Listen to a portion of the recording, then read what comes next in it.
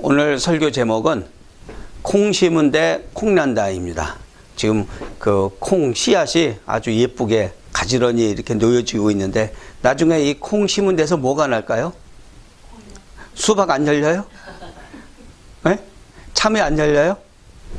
콩 심으니까 당연히 나겠죠. 오늘 룻기를 통해서 룻이 그렇게 인생 역전을 하고 축복을 받게 된 그 결과, 무엇을 심었길래 그런 열매를 맺었는지 말씀을 통해서 우리 보도록 하겠습니다. 자, 먼저 지도를 보시면은 유다 지방, 이스라엘 민족들이 가나안 지방에 들어가서 살고 있던 지역이죠. 이 요단강 서편, 그리고 요단강 동편은 이방 지역이에요. 지금 말씀 1장 말씀에서는 나오미의 집안의 얘기가 나오죠. 나오미 집안이 베들레헴에, 유다 베들레헴 지역에 살았는데 그 베들레헴 지역에 흉년이 들게 돼요. 흉년이 돼서 먹고 살 게 부족하게 되니까 이 나오미의 가족들, 남편 엘리멜렉과 나오미, 그리고 두 아들이 어디로 가요?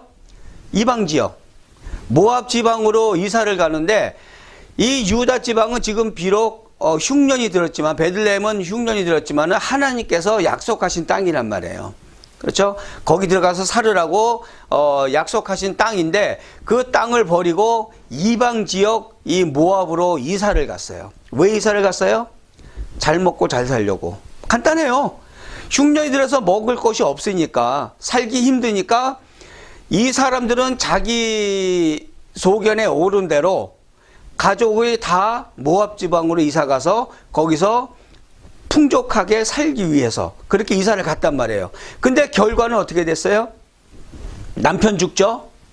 두 아들 죽죠? 그리고 남은 거라고는 두 명 없어요. 나오미에게는. 잘 살려고 찾아갔던 그 땅인데, 그 나오미와 남편 엘리멜렉과 두 아들이 생각 끝에, 지혜를 모은 끝에 모압 지방으로 가면 잘 먹고 잘 살 수 있을 것 같으니까 거기로 가자. 하나님이 이 땅을 약속하셨지만 지금 당장 먹고 살 게 없는데 여기서 있을 필요가 없다. 가자. 그래서 갔더니 결과는 가족들이 죽게 되고, 마지막으로는 나오미와 두 며느리 중에 한 명 룻, 두 사람만이 다시 베들레헴 유다 지방으로 돌아오게 된다는 것이죠.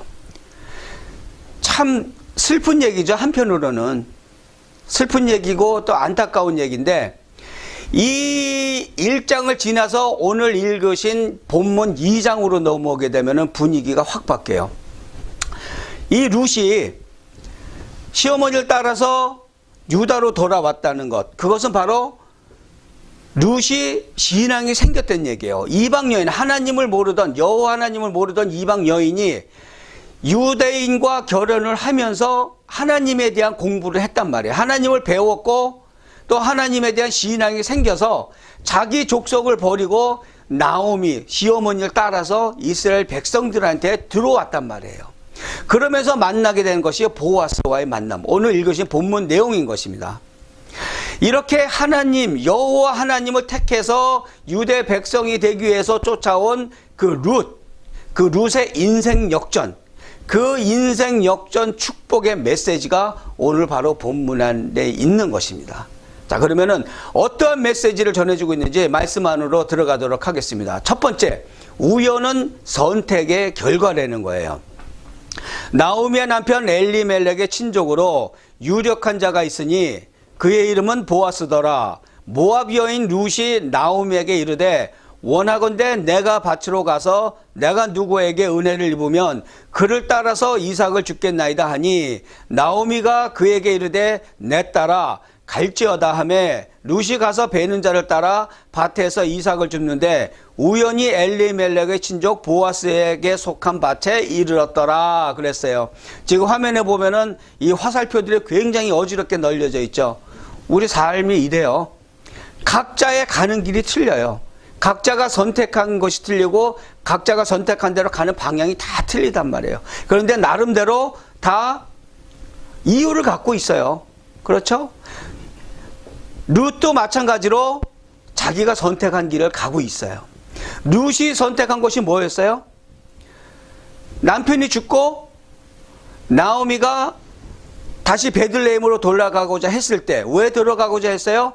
거기에서 하나님께서 다시 은혜를 베푸셔서 흉년이 끝났단 말이에요. 그랬더니 다시 돌아가고자 했어. 가족, 남편도 죽고 아들도 다 죽고 해서. 그랬을 때 룻은 자기 족속을 따라가서 편하게 살고자 하지 않고 자기가 남편과 같이 살 때 시어머니, 시아버지와 같이 살면서 그동안 배운 여호와 신앙, 그 신앙을 따라서 하나님을 선택해서 유다 지방으로 왔단 말이에요. 그것이 룻의 선택이었고, 또 룻이 그 베들레헴에 도착해서 선택한 것이 뭐예요? 이삭 죽기. 이삭 죽기가 뭐예요? 그 밭에 주인이 있고 그 주인이 부리는 종들이 있는데 그 종들이 이삭을 그 수확물, 곡식을 베고 나갈 때 떨어지는 이삭들이 있잖아요. 그렇죠? 그것을 죽게끔 내버려 두라는 것이 하나님의 가르침이었어요. 그래서 이 농작물을 추수할 때 여인들이 뒤에서 따라가면서 그 땅에 떨어진 이삭들을 주워서 그거 가지고 먹고 살았던 거예요. 가난한 사람들이었던 거죠. 룻이 선택한 것은 이삭 죽기였어요. 룻의 또 다른 선택은 많았었죠. 이삭 죽기 안 하고 다른 일도 많았었어요. 그렇죠? 그런데 룻은 이삭 죽기를 하기 위해 굉장히 힘든 일이에요. 그 한낮에 뜨거운 떼약빛에서 그 이삭 죽기 해봐요. 쭈그리고 앉아가지고.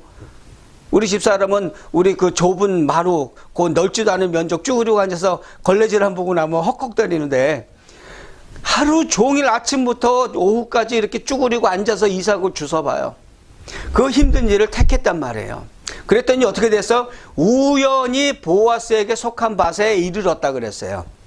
우연히 속했다 그랬는데 이 우연이라는 말을 잘 생각을 해봐야 돼요. 과연 진짜 어쩌다 보니까 그렇게 된 건지. 우연이라는 것은 룻이 선택한 그 선택이 끌어들인 그 선택한 그 결과 때문에 생긴 그 시간이고 그 장소란 말이에요. 그렇죠?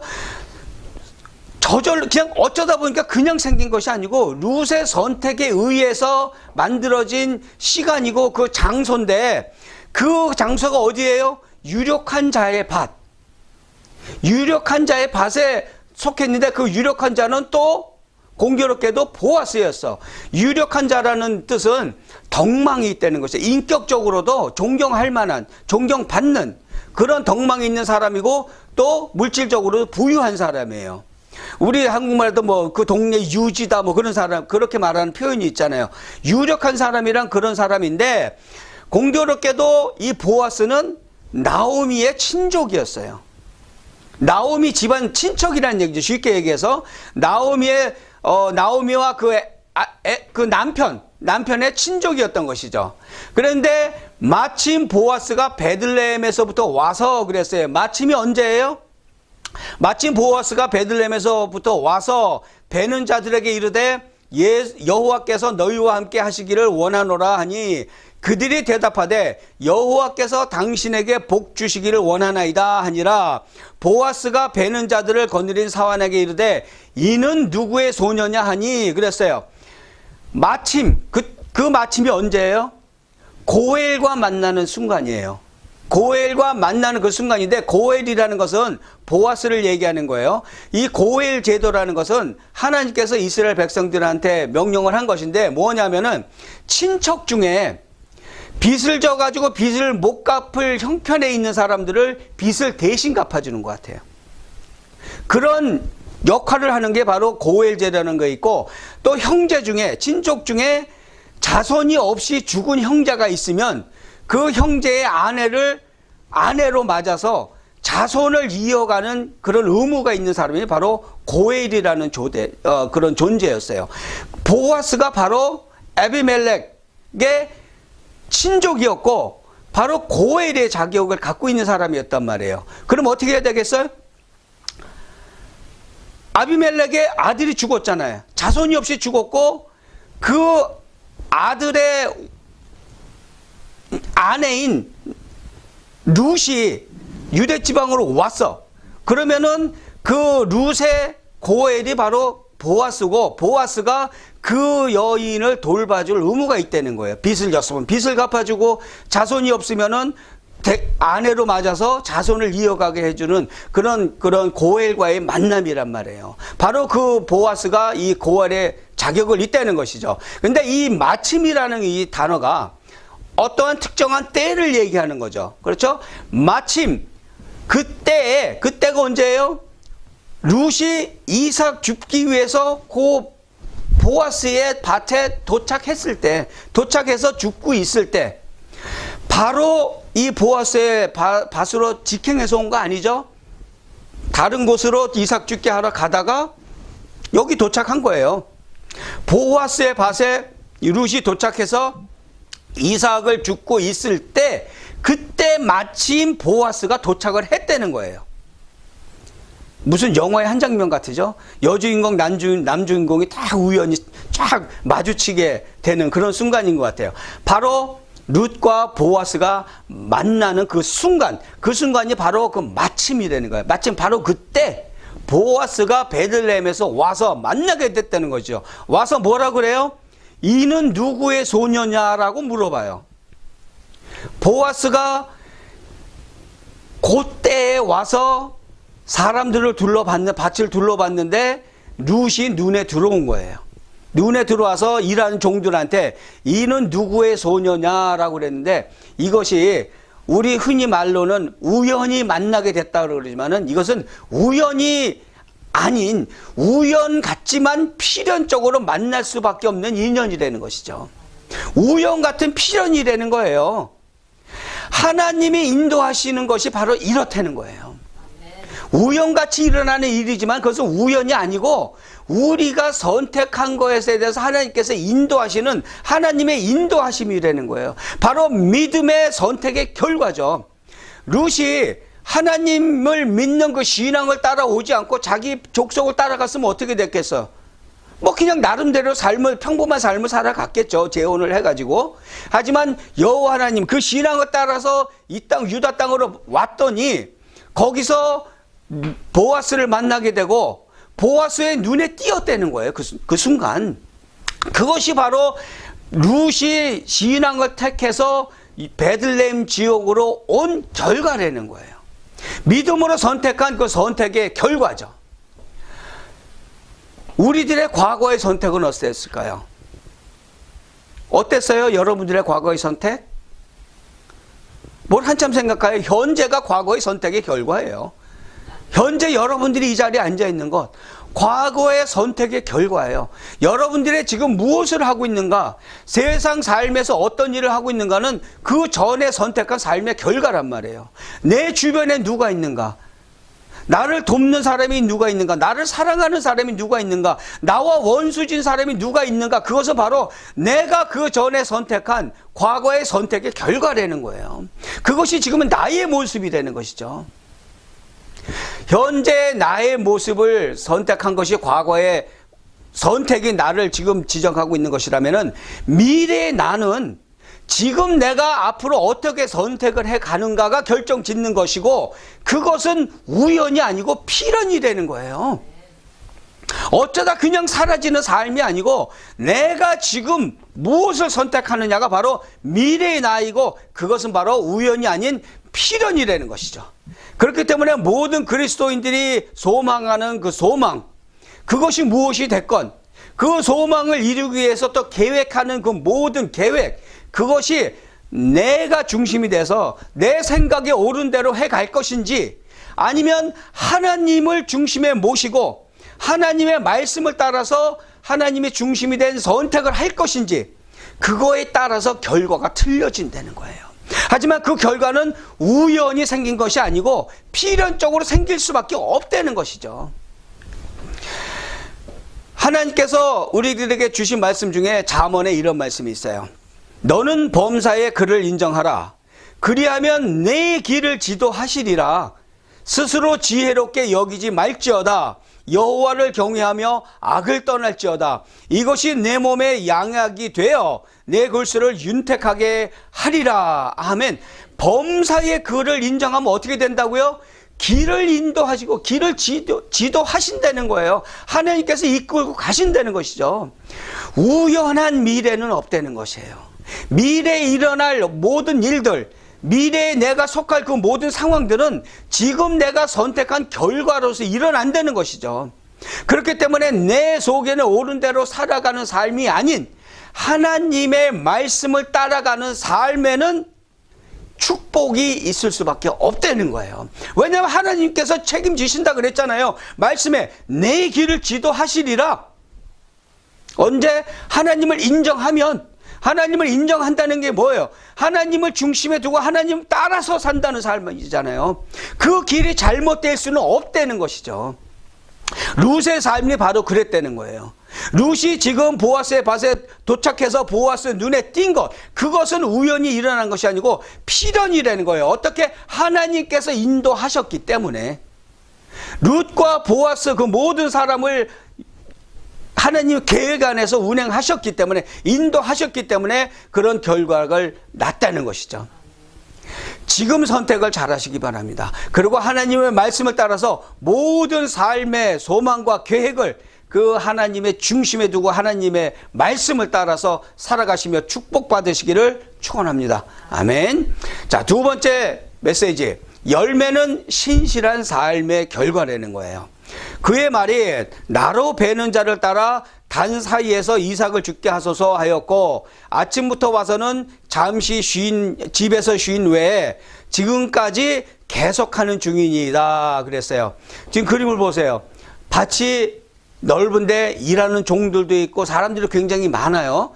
자, 이 밭에 룻이 도착해서 일을 하고 있는데 보아스의 눈에 띄었고, 보아스가 종에게 물었어요. 이는 누구의 소녀냐라고 물었더니 종이 지금 뭐라 그래요? 지금까지 계속하는 중이다. 밭에 도착해서 베는 자를 따라서 이삭을 줍고 집에서 잠깐 쉰 외에는 열심히 일을 하고 있다고 그러는 거예요. 주변 사람들이 보증을 하는 거예요. 종들이 그냥 자기 일만 하는 것 같았는데 보고 있었어. 왜? 너무 열심히 일하니까. 이 밭에는, 넓은 밭에는 이삭 줍는 사람들이 많았겠죠? 그 중에서도 다른 어떤 사람은 10분 일하고 1시간 쉬고 5분 일하고 2시간 쉬고 그런 사람도 있었을 거예요. 뜨겁고 뭐 힘들고 그러니까. 근데 룻은 잠시 쉰 외에는 계속해서 이렇게 이삭 줍기를 하겠다는 거예요. 그러니까 사람들 눈에 띈 거예요. 어우, 저 사람 참 진짜 성실하게 일 잘하네. 열심히 하네. 그렇게 눈에 띄었고, 그 종들이 보증을 해준 것은, 그것은 바로 룻의 성실함에 감동이 돼서 그렇게 좋은 얘기를 해줬던 거예요. 호감이 생겼으니까 저 사람 참 열심히 사네. 호감이 생긴 거죠. 그렇기 때문에 보아스가 물어봤을 때 저 사람 참 못 쓸 사람이에요. 그런 얘기가 나오지 않고 참 성실하게 일을 하는 그런 사람입니다라고 이렇게 보증을 해줬던 거예요. 룻은 지금 최악의 상황이에요.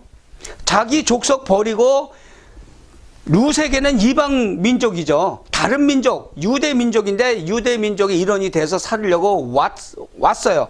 아무것도 없어요. 집도 없고 직업도 없고 아무것도 없어요. 물려받는 재산도 없고. 그런 최악의 상황인데 룻이 선택한 삶은 신실한 삶이었단 말이에요. 룻이 이 지역에 와서 먹고 살 거 없을 때, 진짜 당장 한 끼니라도 먹고 살 거 없을 때 뭘 할 수 있었겠어요? 뭐가 있었을까요? 여러분들 머릿속에 지금 제일 먼저 떠오른 거, 도둑질. 네. 도둑질해서 먹을 수 있어서 빵 하나 훔쳐 먹을 수 있었어. 하지만 안 그랬단 말이에요. 사기칠 수도 있었어요. 더 쉬운 방법은 뭐 있어요? 쉽게 돈 버는 방법? 기생이 될 수도 있었잖아요. 하지만 룻은 그 길을 택하지 않았단 말이에요. 룻이 선택한 삶은 신실한 삶. 성실하게 내가 일해서 뙤약빛에 가서 이삭 주워 가지고 우리 시어머니 나오미도 밥을 끓여주고 밥을 만들어주고 나도 먹고 살고, 그렇게 힘들지만 신실한 삶을 선택한 것이 바로 룻의 삶의 태도였다는 것이에요. 이러한 룻의 삶의 태도는 바로 하나님 앞에서의 삶이었기 때문에 이 룻은 그러한 삶을 택했던 거예요. 여호와 하나님이 어떤 분인 줄 배웠잖아요.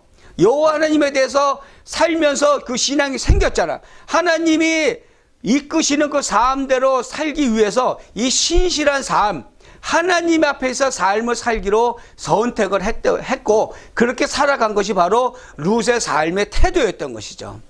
그렇다면 이러한 신실한 삶이 열매 맺는 과정은 어떻게 될까요? 이렇게 씨앗 뿌리듯이 이 신실한 삶을 씨앗을 뿌린 룻이 나중에 축복을 받게 되는데 그 열매 맺는 과정, 그 과정은 바로 은혜로 맺어지는 관계를 통해서 열매를 맺게 된다는 거예요. 누구의 은혜로? 하나님의 은혜로. 하나님의 은혜로 맺어지는 관계를 통해서 축복을 받게 되는데 보세요. 보아스가 룻에게 이르되 내 딸아 들으라. 이삭을 주우러 다른 밭으로 가지 말며 여기서 떠나지 말고 나의 소녀들과 함께 있으라. 그들이 베는 밭을 보고 그들을 따르라. 내가 그 소년들에게 명령하여 너를 건드리지 말라 하였느니라. 목이 마르거든 그릇에 가서 소년들이 길어온 것을 마실지니라 하는지라 그랬어요. 보아스가 룻에게 뭐라고 얘기해요? 걱정하지 마. 내가 우리 종들에게 너 해끼치지 않도록 해놨고 네가 마음껏 이삭을 주워서 갈 수 있도록 해놨고 네가 목마를 때 먹을 수 있도록 마실 수 있도록 해놨으니까 여기서 머물면서 네 필요한 것을 모두 충족을 시켜라. 은혜를 베푸는 거예요. 은혜를 베푸는 거야. 그 말을 보아스가 룻에게 했단 말이에요. 그런데 보세요. 그 넓은 밭에 이삭 줍는 여인이 룻만이 있었을까요? 아니죠. 그 동네에 사는 많은 그 어려움에 처한 여인들이 이삭 줍기를 하러 나왔겠죠. 많은 여인들이 있는데 하필 보아스에게는 누구만 보였어요? 룻만 보인 거예요. 많은 이삭 줍는 여인들이 있었는데 룻만 보였어. 룻이 이뻐서요? 룻이 이쁘다는, 아름답다는 그런 말이 성경에 있어요, 없어요? 없어요. 이쁜지 안 이쁜지 누구도 몰라요. 그런데 보아스가 쉬운 말로, 요새 말로 필이 꽂혔어요. 누구한테? 룻한테. 룻만 보이고 다른 사람 안 보이고 룻만 보인단 말이에요. 그렇게 보이게 된 것이 바로 룻의 신실한 삶. 최악의 상황이지만 열심히 하나님 신앙을 간직하고 하나님 말씀대로 열심히 살아가고자 선택한 그런 신실한 삶을 통해 보시고 하나님께서 이런 만남이 이루어지게 하신다는 거예요. 하나님의 경륜 안에서 하나님께서 사람을 통해서 축복해 주신다는 거예요. 그 이루어진 관계를 통해서 하나님께서 축복을 주신다는 거예요. 여러분에게도 그러한 관계가 이루어지고 그러한 축복하심이 이루어지려면 우리들의 삶이 어떻게 돼야 돼요? 신실한 삶. 신실한 삶을 살고자 하는 그 선택이 날마다 이루어지면은 하나님께서 사람을 붙여주신단 말이에요. 또한 그 사람을 통해서, 그 관계를 통해서 축복을 해주시는 것이 하나님의 방법이라는 거예요. 어느 날 갑자기 로또를 맞게 해주는 게 아니고, 그건 불로소득이에요. 그런 거 바라지 마세요. 관계를 맺게 해주시는 하나님의 인도하심에 더 집중을 하시기 바랍니다. 예. 이렇게 만나게 하시는 하나님, 또 만남을 통해서 축복하게 하신 하나님, 그것이 바로 하나님께서 우리 삶에 개입하시는 거예요. 하나님께서 그렇게 개입하시는 것이 바로 그 순간이 바로 인생 역전의 시작점이라는 거예요. 우리가 로또를 맞춰서 인생이 역전되는 것이 아니고 하나님께서 우리 삶에 개입하시고 우리의 삶을 보시고 기쁘셔서 얘는 참 신실하게 살아가는구나, 성실하게 살아가는구나, 내 말씀을 지키며 살으려고 노력하는구나, 그 삶의 모습을 보시고서 하나님께서 직접 개입하셔서 이 삶을 바로 잡아가시는 것, 그리고 관계를 통해서 축복을 해주시는 것, 그것이 바로 개입하는 순간이 바로 인생 역전의 시작점이라는 거예요. 여러분들 모두 하나님께서 우리 삶에 개입하셔서 인생 역전 이루기를 원하시죠. 그렇죠? 하나님께서 우리 삶을 개입하시기를, 삶에 개입하시기를 원한다면 어떻게 해야 돼요? 우리가 신실한 삶을 살아야죠. 성실한 삶을 살아야 된다는 거예요. 하지만 이 신실하고 성실한 삶이라는 것 두 가지 측면에서 동일하게 성실하게 살아야 돼요. 우리의 삶의 자리에서, 우리가 어디서 무슨 일을 하던 간에 그 삶의 자리에서 우리는 열심히 일해야 돼요. 주인을 섬기되 주를 섬기듯이, 그렇죠? 열심히 딴 생각 안 하고 성실하게 내 장사하듯이 그렇게 일을 해줘서 주인이 돈을 많이 벌게 해주는 것, 그것이 바로 종의 임무란 말이에요. 종업원의 임무란 말이에요. 그러한 신실한 삶, 딴 생각 안 하고 그렇죠? 그렇게 성실한 삶을 살아갈 때 하나님께서는 또 관계를 통해서 그 사람에게도 축복의 사람을 보내준단 말이에요. 그리고 또한 그런 신실함이라는 것은 하나님 앞에서도 신실한 삶을 살아야 된다는 거예요. 모든 선택의 순간 내 속에는 옳은 대로 쉽고 빠른 길, 쉬운 길을 찾아가는 것이 아니고 하나님이 이런 상황에서 뭐라고 그러셨는지, 이런 상황에서 내가 무엇을 선택해야 하나님께서 기뻐하실지 하나님을 중심에 두고, 내 삶의 중심에 두고 그러한 삶의 선택의 순간에 모든 선택을 이어갈 때 그것이 바로 신실한 삶을 살아가는 것이라는 거예요. 그러한 삶, 그러한 신앙, 그러한 신실함이 있으면은 최악의 상황일 때 우리는 우리의 믿음을 증명할 수가 있어요. 하나님께서 보시는 것은 최악의 상황일 때, 가장 어렵고 고통스러운 상황일 때 우리가 무엇을 선택하시는지 보신단 말이에요. 그 단계를 못 넘어서면 어떻게 돼요? 또다시 또 다른 형태의 시험을 똑같이 주신단 말이에요. 그 시험을 넘어서기를 원하시는 게 하나님의 마음이란 말이에요.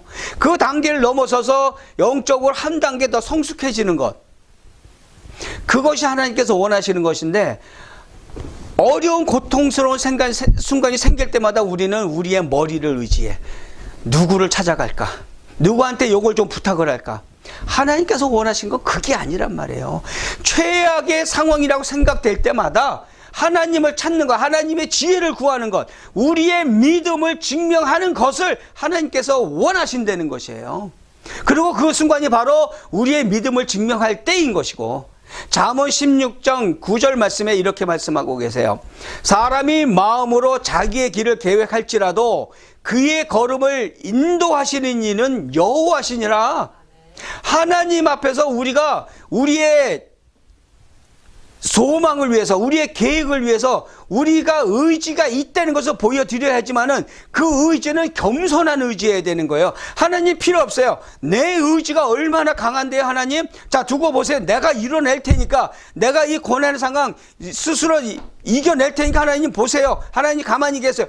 그러한 교만한 의지가 아니고 하나님 앞에서 겸손한 의지. 하나님, 제가 이 상황을 반드시 이겨내겠습니다. 하지만 하나님의 도움이 필요합니다. 하나님의 지혜가 필요합니다. 저 좀 도와주세요. 반드시 이 상황을 하나님께서 도와주시는 그 도움으로 인하여 내가 일어나겠습니다.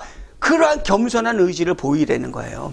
그러한 겸손한 의지를 보일 때 하나님께서는 길을 여신다는 거예요. 우리한테는 보이지 않는 길, 감히 상상도 못하는 그런 방법으로 하나님께서는 길을 열어주신다는 거예요. 저는 너무나도 많은 순간에 그러한 하나님께서 길을 여시는 순간을 경험을 했어요. 그래서 100% 신뢰하고 있어요. 내 입장으로서는, 내 생각을 해서는 상상도 할 수 없었던 방법으로 하나님께서 모든 일을 한순간에 해결해 주시는 것, 그런 막힌 길을 열어주시는 것, 여러분도 경험하시기를 축원드립니다. 하나님께서는 우리들의 겸손한 의지를 보시고 길을 여시는 하나님이세요. 여러분들이 복된 열매를 맺는, 복된 축복의 열매를 맺는 그러한 삶을 살기를 바라신다면 하나님이 개입하시는 신실한 삶을 사시기 바랍니다. 어떠한 순간에도 자신의 능력, 자신의 지혜를 의지하지 마시고, 꾀부리지 마시고, 넓은 길 선택해서 쉽고 빠른 길 찾아가지 마시고 하나님의 말씀으로 돌아가세요. 모든 선택의 순간, 고난의 순간 신실한 삶을 보여드리고 신실한 믿음을 하나님 앞에 보여드리세요. 그 순간부터 하나님께서 개입을 하시고 하나님께서 인도하시고 이끌어 가시고 선한 열매, 복된 열매를 맺을 수 있도록 하나님께서 축복하실 줄 믿습니다. 아멘. 자, 세 번째, 축복은 믿음의 결과. 룻이 엎드려 얼굴을 땅에 대고 절하며 그에게 이르되 나는 이방 여인이거늘 당신이 어찌하여 내게 은혜를 베푸시며 나를 돌보시나이까 하니 그랬어요. 나는 이방 여인이거늘, 누가 한 얘기예요? 룻이 보아스에게 한 얘기예요. 이 이방인이라는 개념은 룻의 입장에서 봤을 때 맞는 말이에요? 틀린 말이에요? 아니죠. 룻은 아무 상관이 없어요. 룻은 그냥 자기 족속, 자기가 태어나서 자랐던 그런 모압 족속 사람이에요. 모압 사람. 그런데 이 이방이라는 개념은 유대 민족들의 관점에 봤을 때 이방인이란 말이에요. 왜냐하면 하나님께서 선택한 민족이 유대인들이었고 이스라엘 민족들이었고 그들의 관점으로 봤을 때 다른 나라 사람들, 모압 지방 사람이었던 암몬 지방 사람이었던 그 사람들이 이방인이란 말이에요. 그랬다면은 이 룻이 나는 이방 여인이거늘 그러고 자기 자신을 낮췄다는 얘기는 뭘 증명하는 거예요? 룻의 겸손함을, 또 그 겸손함 가운데 여호와 하나님에 대한 신앙의 기품을 나타내는 거예요. 룻이 나는 모압 여인입니다 이렇게 그 앞에서 잘난 척하고 있었다면 하나님을 인정하지 않는 것이에요. 모압 족속이었지만은 여호와 하나님 신앙을 따라서 유대 민족의 일원이 되기 위해서 따라왔고 그때부터 여호와 하나님이 택하신 민족의 한 일원으로서 살아갔기 때문에 자기 출신이 모압 출신이 이방인 출신이라는 걸 스스로 인정을 한 거예요. 그 신앙 때문에. 그렇죠? 자, 그러한 룻의 겸손함을 하나님께서 기쁘게 보신다는 것이죠. 그렇기 때문에 보아스를 통해서 은혜를 베풀어 주신다는 거예요. 보아스가 베푼 그 은혜, 여기서 이삭을 충분히 줍고 목마르면 마시고 또 내 종들을 통해서 너를 보호하고 너를 해치지 않게끔 했으니까 라는 그 보아스가 베푼 그 은혜는 바로 참 백성, 이방 지역 출신이지만은 진짜 여호와 하나님을 섬기고자 하는 진짜 백성, 그 룻을 향한 하나님의 보호하심이고 하나님이 축복하심이에요. 그저 이스라엘 민족으로 태어났기 때문에 하나님의 참 백성이 되는 것이 아니고 이방 지역 출신이지만은 하나님을 믿는 참 신앙이 있을 때 그것이 바로 참 백성이란 말이에요. 하나님의 진짜 백성이라는 것이죠. 그러한 참 백성을 향한 하나님의 은혜인데 그러한 참 백성, 참 신앙을 누가 증명해줘요? 우리들의 신앙을 누가 증명을 해줘요? 그 참 신앙을 증명해 주는 것은 바로 하나님께서 해주시는데 일하시는 하나님께서 그 일의 결과로 증명을 해 주신다는 거예요. 보아스가 그에게 대답하여 이르되 내 남편이 죽은 후로 내가 시어머니에게 행한 모든 것과 내 부모와 고국을 떠나 전에 알지 못하던 백성에게로 온 일이 내게 분명히 알려졌느니라. 룻이 모압 지방에서 태어난 이방 여인이었고 나오미 집안과 나오미의 아들과 결혼해서 나오미 집안 사람이 됐고 때가 돼서 유다 지방으로 다시 왔고 그러한 모든 과정 홀어머니 홀시어머니를 모시면서 이삭 죽게 열심히 살아간다는 그 모든 삶의 과정이 누구한테 들려졌어요? 보아스한테. 그러한 삶의 과정이 보아스한테 들려져서 내게 분명히 알려졌느니라 그랬어요. 보아스가 그 모든 과정을 알고 있었다는 것이에요. 뭐를? 룻이 행한 일이. 그 룻이 행한 일이 뭐예요? 삶의 순간순간마다 믿음의 선택을 했다는 것. 그러한 일이 보아스한테 들려졌다는 것이고 하나님께서 축복하신 것이 어떤 결과로 나타났어요? 그 보아스와 결혼을 하게 된다는 거예요. 누가? 룻이. 이방 여인 룻이 보아스와 결혼하게 된 과정을 잘 보세요. 베들레헴 지역으로 돌아왔어. 나오미 따라서 이삭 죽기를 결정을 했어. 기생이 안 되고 쉬운 길 안 태가고 그 뙤약볕에 나가서 이삭 죽기를 하러 갔는데 열심히 짓고 있는 그때에 마침 보아스가 와서 룻이 눈에 띄었어. 많은 여인들 중에. 그리고 종에게 물어봤더니 종이 참 칭찬을 많이 해줬어. 그러고 나서 봤더니 보아스가 보니까 익히 들어서 알고 있던 참 신앙을 가지고 있다라고 생각했던 그 룻이 눈앞에 있었던 거예요. 그리고 결국은 둘이 결혼을 하게 되는 것이죠. 고엘이니까 보아스가. 그렇죠. 책임을 질 의무가 있으니까 그 책임을 다했단 말이에요. 이 이방 여인 룻, 신앙을 쫓아서 유대 지방으로 왔고 보아스를 만나서 결혼했던 이 이방 여인 룻에게 임한 축복이 뭐예요? 예수님의 족보에 오른 여인이 됐단 말이에요.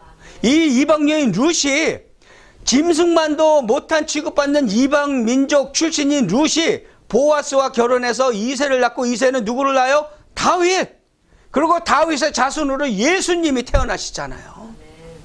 아멘. 이러한 큰 축복이 어디 있어요? 짐승 취급받는 그런 이방 사람이, 이방 여인이 예수님의 족보에 오르는 그런 어마어마한 축복을 받게 된단 말이에요. 복된 삶을 위한 질문을 하셔야 돼요. 내가 이러한 축복을 받기 원하는가? 그렇다면은 무슨 질문을 스스로 해야 되겠어요? 스스로 해야 되는 질문, 누가 내 삶의 왕의 자리에 앉을 것인가? 이 질문을 반드시 하셔야 돼요. 내가 내 삶의 중심에, 내 보좌에 내가 앉아서 내 삶을 내가 이끌어 갈 것인지, 아니면 내가 아닌 다른 누군가를 왕으로 앉힐 것인지, 그 질문을 하셔야 되는데, 만약에 내가 내 삶의 주인이 된다, 내가 내 자신의 왕이 돼서 사는 삶이다 그러면 자신 스스로 책임져야 돼요. 사람들이 자기 자신이 스스로 책임져야 된다는 삶을 살아야 된다는 말 참 쉽게 생각하는데, 그 삶의 결과가 어떤지 아세요? 허무함, 실망, 괴리감, 우울증, 정신병, 자살. 왜냐하면 자기가 감당을 할 수 없거든. 나중에는 살다가 어려운 일 안 생기는 사람이 있으면 나와보라 그래서요. 다 있어요.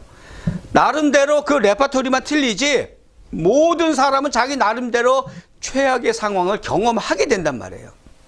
그럴 때 자기가 주인이 되는 사람은 그 상황이 너무 버거워서 그 삶을 놔버리는 상황이 온단 말이에요. 자포자기하고 자기 목숨을 스스로 끊어버리는 일도 생기고. 왜? 자기가 왕인데 자기가 책임질 수가 없거든. 자기가 어떻게 할 수가 없거든. 그러니까 그 삶을 포기한단 말이에요. 좌절하고 병들면은 아이고 이놈의 육신 어떻게 빨리 벗어버릴 수 없나. 그렇죠. 고통 중에 살아갈 수밖에 없다는 거예요. 희망이란 조금도 남아있을 수가 없다는 것이죠. 하지만 하나님을 왕으로 모시고 사는 삶은 어때요? 하나님께 다 맡겨버리면 된단 말이에요. 왜? 나의 왕이시니까. 왕의 임무가 뭐예요? 백성을 보호하고 돌보고 먹이고 지켜주는 것이잖아요.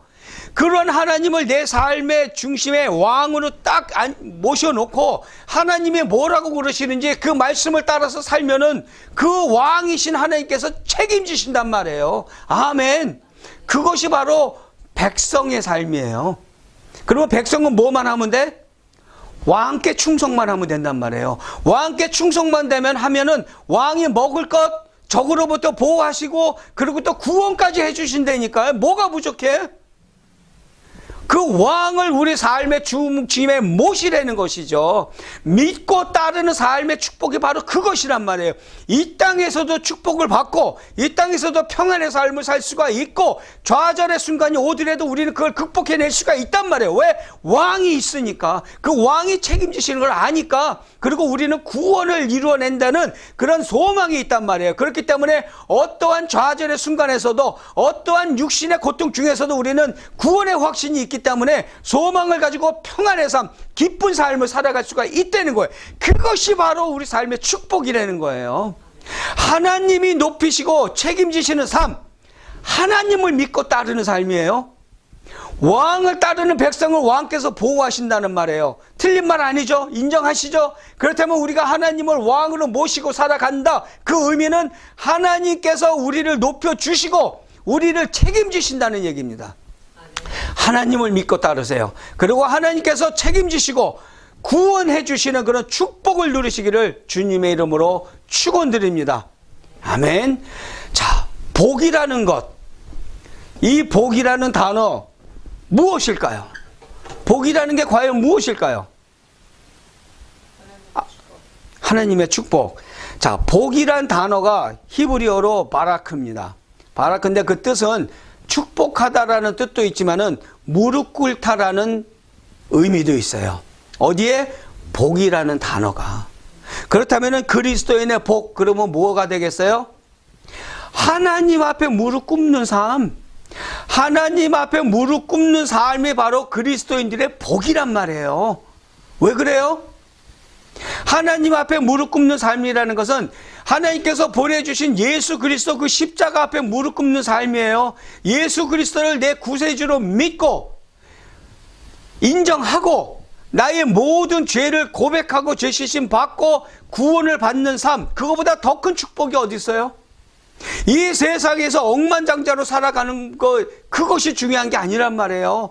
이 세상 삶이 끝나고 예수 그리스도의 보혈의 능력에 힘입어서 우리가 구원을 받고 우리가 이 세상 삶을 다 했을 때 하나님 나라에 들어가서 영원한 복을 누리는 것, 영원한 구원의 삶, 축복의 삶, 평안의 삶을 살 수 있는 것, 천국 삶을 사는 것, 그것이 바로 복이고 그 복은 바로 하나님 앞에 무릎 꿇는 삶, 예수 그리스도 앞에 무릎 꿇는 삶이 바로 복된 삶이라는 것이에요. 아멘 하세요. 아멘. 우연한 미래는 절대 없습니다. 구원이라는 것이 우연히 생겨지는 것이 아니에요. 절대로 구원은 어쩌다 보니까 생기는 것이 아니고 말씀을 따라가는 삶, 그러한 삶의 끝이 바로 구원을 받은 삶이라는 것이에요. 그리고 우리가 이 세상 삶을 살아가면서도 받는 그런 모든 물질적인 축복, 자선의 축복 또한도 하나님의 말씀을 따라가니까 하나님께서 축복해 주시는 그러한 우리들의 선택의 결과라는 것이죠. 그리고 복된 열매를 맺는 삶, 어렵게 생각하지 마세요. 하나님께서 우리의 삶에 개입하시고 우리의 삶을 이끌어 가시면은 그 결과는 바로 축복된 열매를 맺는 삶이 되는 것이에요. 하나님께서 개입하실 수 있도록 신실한 삶을 사시기 바랍니다. 여러분의 삶의 자리에서도 성실하게 사시고 하나님을 믿는 믿음에 있어서도 신실한 삶을 보여주시고 복된 삶을 사시기를 축원합니다. 또한 믿고 따르는 삶에 축복이 임하는 줄 믿으시고 하나님이 높이시는 하나님이 왕이시니까 하나님의 백성들을 높이시고 축복하시는 줄 믿고 반드시 하나님의 말씀을 따라 사시며 모든 복을 누리시기를 축원합니다. 아멘. 우리 같이 기도하겠습니다.